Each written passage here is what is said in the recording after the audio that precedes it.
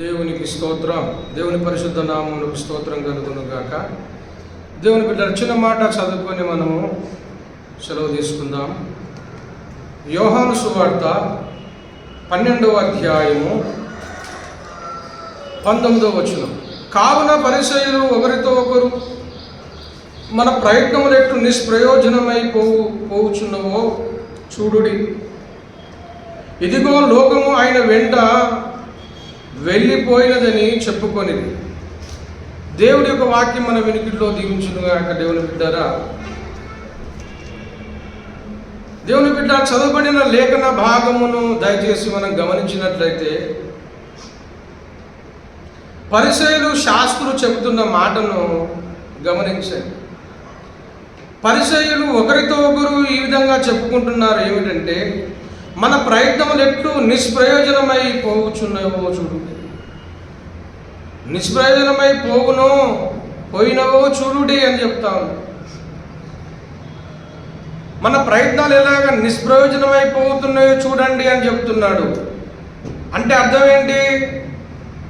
అంటే వాళ్ళు ఏదో ప్రయత్నాలు చేశారు, వాళ్ళు ఏదో ప్రయత్నాలు చేస్తున్నారు, కానీ వాళ్ళ ప్రయత్నాలు విఫలమైపోతూ ఉన్నాయి. వాళ్ళు చేసిన ప్రయత్నం ఏమిటయ్యా అంటే, యేసు ప్రభుల వారికి వస్తున్న ప్రజాదరణ వాళ్ళకు నచ్చలేదు. యేసు ప్రభుల వారికి వస్తున్న ఘనత వారికి నచ్చలేదు.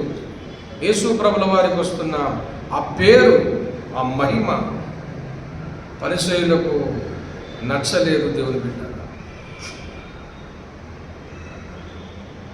11వ అధ్యాయంలో జరిగిన ఒక అద్భుతాన్ని మనం చూస్తూ ఉన్నాం. ఏంటంటే, యేసు ప్రభుల వారు లాజరును, చనిపోయిన లాజరును లేపాడు. చనిపోయిన లాజరు 4 రోజులు సమాధిలో ఉన్న వాసన కొడుచున్న లాజరును యేసయ్య లేపాడు. దేవుని బిడ్డ, యేసు ప్రభువు గొప్ప అద్భుతం చేశాడు. లాజరును లేపాడు. దేవుని బిడ్డ దయచేసి చూడండి. 11:39 యేసు రాయి తీసివేయుడని చెప్పగా చనిపోయిన వానిని సహోదరి అయిన మార్త, ప్రభువా అతడు చనిపోయి 4 దినములైంది గనక ఇప్పటికే వాసన కొట్టునని ఆయనతో చెప్పాను. చనిపోయి 4 రోజులు అయిపోయింది, వాసన కొడుతున్నాడు అయ్యా వద్దని మార్త అడుగుతా ఉన్నది, చెప్తా ఉంది యేసు ప్రభువు. దానికి యేసయ్య చెప్తున్న సమాధానం ఏంటమ్మా? అందుకు యేసు, నీవు నమ్మిన యెడల దేవుని మహిమ చూతువని నేను నీతో చెప్పలేదా అని చెప్పాడు. దేవుని బిడ్డలారా, నువ్వు నమ్మితే మహిమను చూస్తావని చెప్పి ఎప్పుడైతే యేసు ప్రభుల వారు 43 ఆయన అలాగు చెప్పి లాజరు బయటికి రమ్మని బిగ్గరగా చెప్పగా చనిపోయిన వాడు కాలు చేతులు ప్రేత వస్త్రములతో కట్టబడిన వాడై వెలుపలికి వచ్చెను. దేవునికి స్తోత్రం కలుగునుగాక. హల్లెలూయా. చనిపోయిన లాజరు బయటికి వచ్చాడు. యేసు పిలిచాడు. ఎప్పుడైతే చనిపోయిన లాజరు బయటికి బ్రతికొచ్చాడో ఆ ప్రాంతమంతా కూడా, ఆ కార్యమును చూసిన వాళ్ళందరూ కూడా యేసునందు విశ్వాసం ఉంచారు. దేవుని బిడ్డ 45 కాబట్టి పరిసయ్యి మరియా యొద్దకు వచ్చి ఆయన చేసిన కార్యమును చూసి యూదులలో అనేకులు ఆయన యందు విశ్వాసం ఉంచి. దేవునికి స్తోత్రం కలుగునుగా. అనేకులు అద్భుతం చూసి యేసు పైన విశ్వాసం ఉంచారు. అయితే కొందరు ఏం చేశారంటే 46 వారిలో కొందరు పరిసయ్యుల యొద్దకు వెళ్ళి యేసు చేసిన కార్యములను చూసి వారితో చెప్పారు. యేసు లేచాడని అద్భుతం అంతటా ఊరంతా పాకిపోయింది. అప్పుడు యూదులు అనేకులు యేసునందు విశ్వాసం ఉంచారు. అయితే కొందరు ఈ విషయాన్ని పరిసయ్యులకు చెప్పారు. చెప్పినప్పుడు వాళ్ళ పరిస్థితి ఎలా ఉందో తెలుసా? 47 కాబట్టి ప్రధాన యాజకులు పరిసయ్యులు మహాసభను సమకూర్చి మనమేమి చేయుచున్నాము. ఈ మనుషుడు అనేకమైన సూచక్రియలు చేయుచున్నాడే, మన ఆయనను ఇలాగూ చూచుచూ ఊరకుండిన ఎడల అందరూ ఆయన యందు విశ్వాసముంచుదురు. అప్పుడు రోమియులు వచ్చి మన స్థానమును, మన జనమును ఆక్రమించుకొందురని చెప్పిరి. దేవుని బిడ్డ, చూడండి, పరిస్థితి మారిపోతుంది. ఒక సభను ఏర్పరచుకున్నారు పరిసయ్యులు. ఇగో ఈ మనుషుడు చాలా అద్భుతాలు సూచక్రియలు చేస్తున్నాడు. చూస్తున్నారా? ఈ మనుషుడు అనేకమైన సూచక్రియలు చేస్తున్నాడు. మనం ఆయన ఇలాగ వదిలేస్తే యేసు ప్రభుల వారు అద్భుతాలు చేస్తున్నాడు, అందరూ ఆయన వశమైపోతారు. ఆయన విశ్వాసం ఉంచుతున్నారు, అందరూ యేసు అభిమానులైపోతారు, యేసు శిష్యులైపోతారు. ఇక మన ఆటలు సాగవు అని చెప్పి పరిసయ్యులలో కలవరం పుట్టింది, భయం పుట్టింది. ఈ ప్రచారం కావద్దు, లాజరు లేపిన అద్భుత కార్య సూచక్రియలు బయటికి రావద్దని ఎంతో ప్రయత్నం చేశారు, కానీ ఎవరు ఆపలేకపోయారు. పన్నాగాలు పడుతుంది. దేవుని బిడ్డ, ఇలాగున జరుగుతున్న పరిస్థితుల్లో వాళ్ళు అంటున్న విషయం మనం చదివిన మూలవాక్యం. కావున పరిసర ఒకరితో ఒకరు ఇలాగ చెప్పుకొనిచున్నారు, మన ప్రయత్నం ఎలాగన విఫలమవుతున్నది. చూడండి దేవుని బిడ్డలారా, వాళ్ళు ప్రయత్నం చేస్తున్నారు. యేసు యొక్క ప్రేమ కానీ, ఆయన చేసిన అద్భుత కార్యాలు కానీ, యేసు గురించిన సాక్ష్యం కానీ, యేసు ఏమై ఉన్నాడు ఆ మహిమను ప్రజలకు వెళ్ళకుండా అనేకులు ఆయన నమ్మకుండా, విశ్వాసం ఉంచకుండా పరిచయాలు అడ్డగిస్తున్నారు. దేవుని బిడ్డలారా, ఇలాగ జరిగిన తర్వాత యేసు ప్రభుల వారు యెరూషలేములోనికి బయలుదేరి వస్తూ ఉన్నాడు. దేవునికి స్తోత్రం. దేవుని బిడ్డలారా, దయచేసి చూడండి, 12:9 చదువుతున్నాడు. కాబట్టి యూదులలో సామాన్య జనులు ఆయన అక్కడ ఉన్నాడని తెలుసుకొని యేసును చూసుటకు మాత్రమే గాక మృతులలో నుండి ఆయనను లేపిన లాజరును కూడా చూడవచ్చిరి. దేవుని బిడ్డలారా, యేసును చూడరావడమే కాదు, యేసు లేపిన లాజరును కూడా చూడడానికి వచ్చారు. అరే, ఇతనే కదా యేసు లేపాడు, ఇతనే కదా యేసును లేపాడు, ఆ లాజరును చూడడానికి వచ్చారు. అలా జరుగుతూ మరి అలాంటి పరిస్థితుల్లో యేసు మీద ఇంత కుట్ర పన్నారో తెలుసా? 11:53 చూడండి. 11:53 కాగా ఆ దినములలో వారు ఆయనను చంపనాలోచన చేయుచుండి, యేసును చంపాలని ఆలోచన చేస్తూ ఉన్నారు. దయచేసి 12:11 చూడండి. 10 కూడా, అతన్ని బట్టి యూదులు అనేకులు తమ వారిని విడిచి యేసునందు విశ్వాసం ఉంచుతున్నారు. యూదులందరూ యేసునందు విశ్వాసం ఉంచుతున్నారు. అప్పుడు వాళ్ళు చేస్తున్న పని ఏంటో తెలుసా? గనుక 11 ప్రధాన యాజకులు లాజరును కూడా ఆలోచన చేసి, యేసు చంపాలని ఆలోచించారు, లాజరు చంపాలని ఆలోచన చేస్తూ ఉన్నారు. ఎన్నో ప్రయత్నాలు చేస్తున్నారు. యేసుని మీద కుట్ర జరుగుతూ ఉంది. యేసు అభిమానులు ఎక్కువైపోతున్నారు, యేసు నమ్మే వాళ్ళు ఎక్కువైపోతున్నారు, యేసు శిష్యులు ఎక్కువైపోతున్నారు, యేసును వెంబడిస్తున్నారు, యేసు వెంబడి వెళ్ళిపోతా ఉన్నారని అనేకులు మరి అలాగున అనేకులు దేవుని బిడ్డలారా మరి యేసు వెంబడిస్తూ ఉన్నారు. అలాంటి సమయంలో అనేక అభ్యంతరాలు, ఆటంకాలు సృష్టిస్తూ ఉన్నారు శాస్త్రులు, పరిసయ్యులు. దేవుని బిడ్డలారా, అలాగున జరుగుతుండగా యేసు ప్రభువు యెరూషలేములోనికి ప్రయాణమై వస్తున్నాడు. దయచేసి చూడండి 12 మరునాడు ఆ పండగ వచ్చిన బహు జన సమూహం. దేవుని బిడ్డలారా, యేసు ప్రభువు పస్కా పండగకు బయలుదేరాడు. 12 మొదటి వచనం కాబట్టి యేసు తాను మృతుల నుండి లేపిన లాజరు ఉన్న బేతనియ పస్కా పండుగకు 6 దినముల ముందుగా వచ్చి పస్కా పండుగకు యేసు ప్రభుల వారు రావడం జరిగిన తర్వాత యేసు మరి ఆ పండుగ వచ్చిన 12 మరునాడు ఆ పండుగకు వచ్చిన బహు జన సమూహము యేసును యెరూషలేములకు వచ్చుచున్నాడని విని ఖర్జూరపు మట్టలు పట్టుకొని ఆయనను ఎదుర్కొనబోయి, జయము ప్రభు పేరన వచ్చుచున్న ఇజ్రాయేలు రాజు స్తుతింపబడునుగా అని కేకలు వేశారు. యేసు ప్రభువు యెరూషలేముకు వచ్చేస్తున్నాడు, అద్భుతాలు చేస్తాడు, అనేకులు వెంబడిస్తున్నారు. ఎప్పుడైతే జయము యేసు రాజుకని అందరూ మరి ఖర్జూరపు మట్టలు పట్టుకొని యేసు ప్రభువును స్తుతిస్తున్నారు, వీళ్ళకి ఇంకా మండిపోయింది. అసూయపడ్డారు.